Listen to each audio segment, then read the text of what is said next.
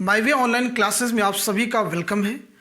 आज की क्लास में हम भारत के भूगोल से रिलेटेड कुछ महत्वपूर्ण प्रश्न डिस्कस करेंगे।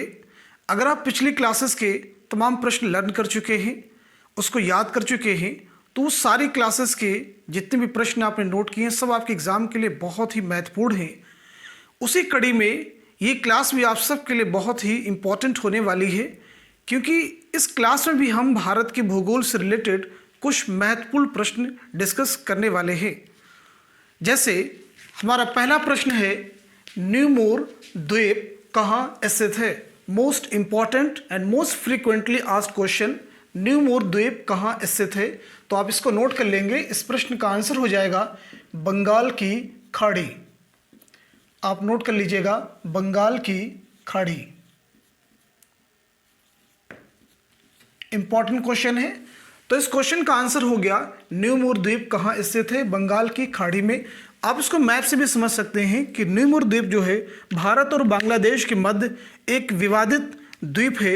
ये यहाँ पे लोकेटेड है, इसका लोकेशन यहाँ पे है।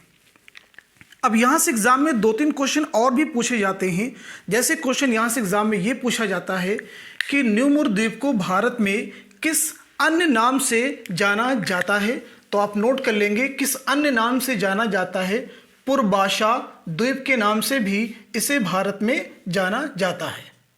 पूर्वाशा द्वीप के नाम से भी इसे भारत में जाना जाता है। अब एक क्वेश्चन और भी यहाँ से आप समझेंगे कि न्यूमोर द्वीप को बांग्लादेश में किस अन्य नाम से जाना जाता है? बहुत इंपॉर्टेंट क्वेश्चन है, तो इसको आप नोट कर लेंगे, दक्षिण तलपट्टी। आप इसको नोट कर लीजिएगा यहाँ पे, दक्षिण तलपट्टी के नाम से इसे बांग्लादेश में जाना जाता है। दक्षिण तलपट्टी, दक्षिण तलपट्टी। तो इस तरह से हमने 3 इंपॉर्टेंट प्रश्न यहाँ पे कंप्लीट किए हैं कि न्यूमोर द्वीप कहाँ पे स्थित है? बंगाल की खाड़ी में। न्यूमोर द्वीप को भारत में किस नाम से जाना जाता है? तो अभी आपने नोट किया, पूर्वाशा द्वीप के नाम से। बांग्लादेश में किस नाम से जाना जाता है? दक्षिण तलपट्टी के नाम से। आई होप ये क्वेश्चन क्लियर हो चुका है। अब हम आते हैं नेक्स्ट क्वेश्चन पे।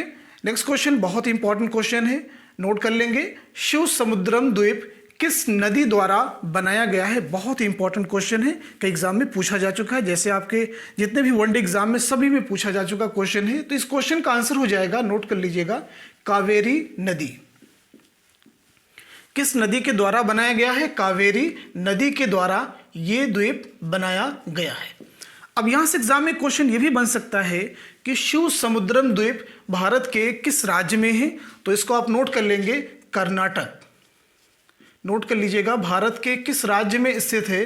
कर्नाटक में स्थित है। आप मैप में देख सकते हैं कि कर्नाटक कहाँ पे है, तो कर्नाटक देखेंगे ये यहाँ पे है। इसके बाद हम बात करते हैं, यहाँ से एक इंपॉर्टेंट क्वेश्चन एग्जाम में पूछा गया है कि भारत की सबसे पहली जल विद्युत परियोजना कहाँ स्थापित की गई थी? बहुत इंपॉर्टेंट क्वेश्चन है, नोट कर लेंगे कि भारत की पहली जल विद्युत परियोजना कहाँ स्थापित की गई थी? तो आप नोट कर लेंगे, शिव समुद्रम में। क्या आंसर हो जाएगा इस क्वेश्चन का? शिव समुद्रम। दूसरा क्वेश्चन यहां से यह भी बनता है कि भारत की पहली जल विद्युत परियोजना किस वर्ष स्थापित की गई थी? तो वर्ष भी आप नोट कर लेंगे, 1902 ईस्वी। अब हम आते हैं अगले क्वेश्चन पे, बहुत ही इंपॉर्टेंट क्वेश्चन है।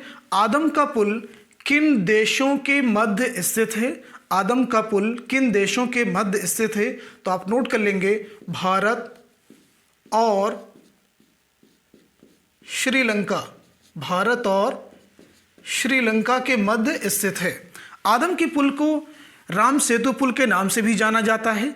आप सभी लोग जानते हैं कि आदम के पुल को राम सेतु पुल के नाम से भी जाना जाता है। ये भारत और श्रीलंका के मध्य में स्थित है। ये आपका भारत है और ये श्रीलंका है, इसी के मध्य में राम सेतु पुल स्थित है। अब हम बात कर लेते हैं कि राम सेतु जो पुल है या फिर उसी को आदम का पुल कहेंगे, तो ये जो है तमिलनाडु राज्य के पंबन द्वीप को और श्रीलंका के मन्नार द्वीप को कनेक्ट करता है, उसको जोड़ता है। आते हैं अगले क्वेश्चन पे, बहुत ही इंपॉर्टेंट है। म्यांमार को प्राचीन भारत में क्या कहा जाता था? नोट कर लीजिएगा, म्यांमार को प्राचीन भारत में क्या कहा जाता था? तो इस प्रश्न का आंसर हो जाएगा, आप नोट कर लेंगे, स्वर्ण भूमि के नाम से जाना जाता था। क्या आंसर हो जाएगा? स्वर्ण भूमि के नाम से जाना जाता था। आप मैप में भी देख सकते हैं कि म्यांमार कहाँ पे लोकेटेड है। तो ये देखेंगे आपका बांग्लादेश है और यहाँ पे देखेंगे ये म्यांमार है। हम बात कर लेते हैं म्यांमार की राजधानी क्या हो जाएगी, इसकी कैपिटल क्या है, तो उसको भी आप नोट कर लेंगे इस क्वेश्चन के साथ में। तो इसकी कैपिटल हो जाएगी नेपिताओ। क्या हो जाएगी? नेपिताओ। अब हम आते हैं अगले क्वेश्चन पे, बहुत ही इंपॉर्टेंट क्वेश्चन है। कोच्चि बंदरगाह भारत के किस तट पर स्थित है? कोच्चि बंदरगाह भारत के किस तट पर स्थित है? तो आप नोट कर लेंगे, बहुत ही इंपॉर्टेंट क्वेश्चन है। पश्चिमी तट पर। क्या आंसर हो जाएगा? पश्चिमी तट पर स्थित है। भारत के किस तट पर स्थित है? पश्चिमी तट पर। पश्चिमी तट आप देख सकते हैं, ये कहलाता है पश्चिमी तट, और यहाँ से यानी वेस्ट बंगाल से लेके कन्याकुमारी तक ये कहलाता है पूर्वी तट, और गुजरात से लेके कन्याकुमारी तक ये कहलाता है आपका पश्चिमी तट। अब हम अगर इसकी स्पेसिफिक लोकेशन की बात कर ले, यानी कोच्चि बंदरगाह किस राज्य में है? तो केरल राज्य में है। किस तट पर है? तो आप नोट कर लेंगे मालाबार तट पर। मालाबार तट का एक प्रमुख बंदरगाह है। मालाबार तट का एक प्रमुख बंदरगाह है कोच्चि बंदरगाह। जैसा कि हमने लास्ट क्लास में भी डिस्कस किया था कि भारत के तटीय मैदान को दो भागों में विभाजित किया जा सकता है, गुजरात से लेकर कन्याकुमारी तक और वेस्ट बंगाल से लेकर के कन्याकुमारी तक। लास्ट क्लास में भी डिस्कस किया गया था। अब आते हैं अगले क्वेश्चन पे, बहुत ही इंपॉर्टेंट क्वेश्चन है। भारत के किस राज्य की भूमि, केयरफुली आप देखेंगे, भारत के किस राज्य की भूमि भारत के पूर्वी और पश्चिमी तटों पर है?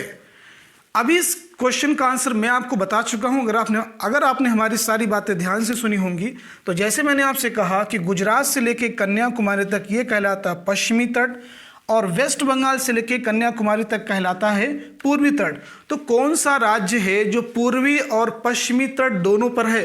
तो आपका आंसर हो जाएगा तमिलनाडु। नोट कर लेंगे, तमिलनाडु। क्या आंसर हो जाएगा? तमिलनाडु। लास्ट क्वेश्चन हमारा है, बहुत ही इंपॉर्टेंट क्वेश्चन है।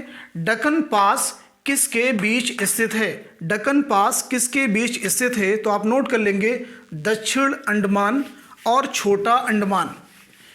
आप लिख लीजिएगा दक्षिण अंडमान